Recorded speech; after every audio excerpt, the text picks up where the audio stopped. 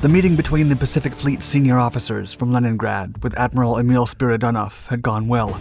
The Soviet leader was pleased with the work of the Naval Command, and they now had to return to work. After the event wrapped up on February 7, 1981, the Admiral and 43 top-ranking Soviet Navy personnel boarded a Tu-104 airliner to be transported from Leningrad to their headquarters in Vladivostok on the Pacific coast.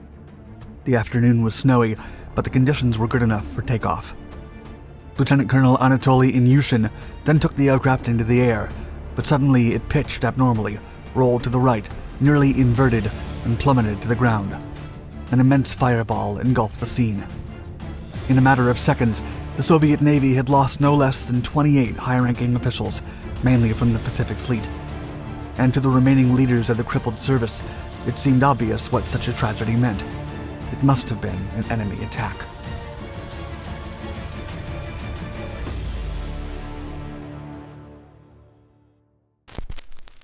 The Tupolev Tu-104. As the Cold War started and the jet era began, the Soviet Union needed a more modern airliner with enhanced capabilities and more efficient performance than their somewhat obsolete piston aircraft in operation at the time. Tupolev OKB responded to the design request and based their new model on their Tu-16 Badger, retaining the strategic bomber's wings, engines, and tail surfaces. Also, the new airliner featured a wider, pressurized fuselage that could accommodate 50 passengers. The airliner flew for the first time in mid-1955, and it carried a drag parachute to shorten its landing distance, as most airports lacked long enough runways. Then, towards the end of the year, the first serial aircraft took to the skies. Powered by two Mikulin AM-3 turbojets fitted in the wing roots, the Tu-104 resembled the de Havilland Comet, and in fact was the second jet airliner to enter regular service. But unlike the Comet, which was grounded due to safety concerns, the first Soviet jet airliner continued to operate, becoming the only one in service from 1956 to 1958. The aircraft was narrow-bodied and uniquely decorated. Its interior was called Victorian, according to some Westerners, and used luxurious materials, including mahogany, copper, and lace. As for its crew, the complement consisted of 2 pilots, a navigator, a flight engineer, and a radio operator, which was later removed. Pilots were trained on the IL-28 bomber, and then on an unarmed Tu-16 painted in the Aeroflot Airlines colors, flying mail between Moscow and Sverdlovsk. Those with previous experience flying the Tu-104's predecessor transitioned reasonably smoothly to the new model. Still, the Tu-104 was considered a complex aircraft to fly. It was not only heavy on the controls and too fast on the final approach, but also had a tendency to stall at low speeds due to its highly swept wings. The type was implicated in dozens of accidents during the following decades, with no less than 36 by the 1980s. Yet the most famous did not happen until early in 1981, when the worst military aircraft crash in the history of the Soviet Navy claimed the lives of 28 high-ranking personnel. Another winter day. The Tupolev Tu-104A, serial number 766-00402, was completed in November of 1957 and later deployed to the Soviet Navy. On February 7, 1981, the aircraft was stationed at the Pushkin Airport near the city of Leningrad in northern Russia, waiting for its VIP passengers. For the past week, the highest-ranking officers of the leading Soviet fleets had gathered in Leningrad for an annual meeting to discuss their advances against the capitalists.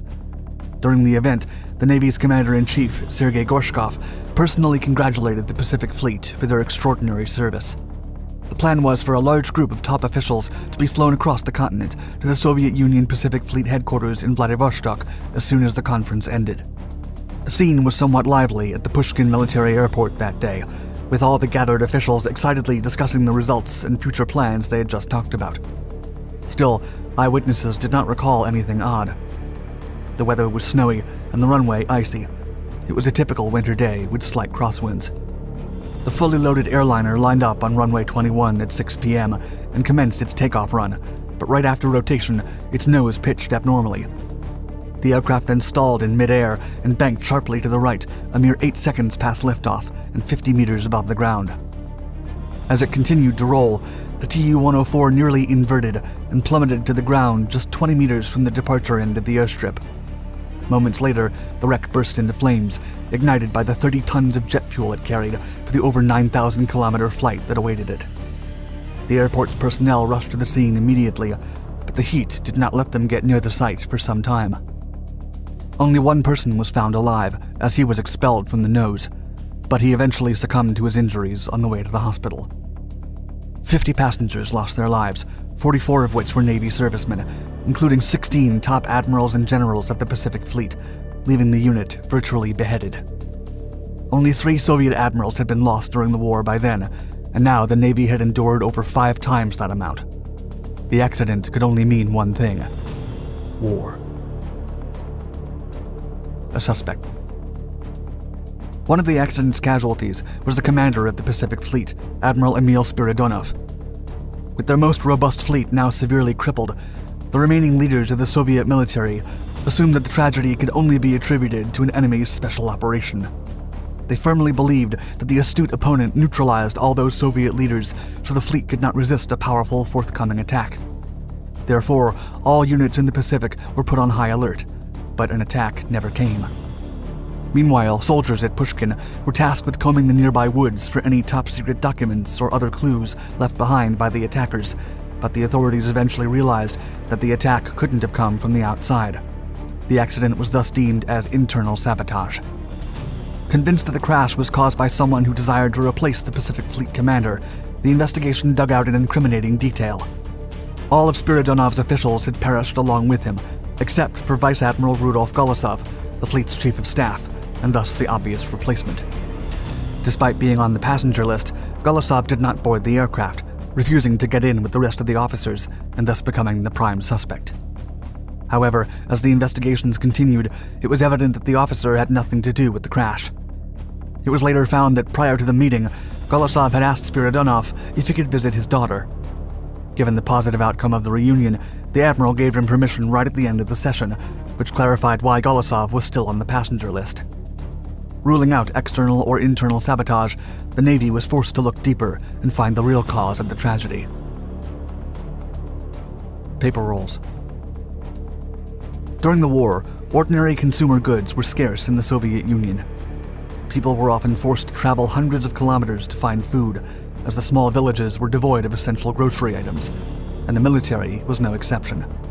After every conference, the officials would go on shopping sprees and purchase all kinds of groceries and furniture. That February day in 1981, the aircraft's weight significantly increased with all the excessive cargo load. The experienced pilot, Lieutenant Colonel Anatoly Inyushin, complained about it, but his superior's orders prevailed. Making matters worse, the already unreasonable weight was distributed unevenly, making the rear abnormally heavy. In addition, 2 500-kilogram printing paper rolls needed on the opposite coast were loaded along with the officer's belongings. Inyushin calculated that he would need to lift off at a higher speed than usual, as well as raise the nose much later.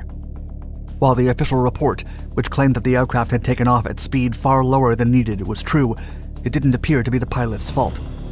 The Tu-104 required a takeoff speed of 220 kilometers per hour, but the black box revealed it had lifted at 185 instead. Eerily, the pressure recordings confirmed that it wasn't the pilot who had raised the aircraft into the air. It had done so on its own. With its center of gravity already too far to the rear, when the aircraft accelerated, the 2 unbound paper barrels rolled to the back and caused the nose to pitch up too early. There was nothing the crew could do.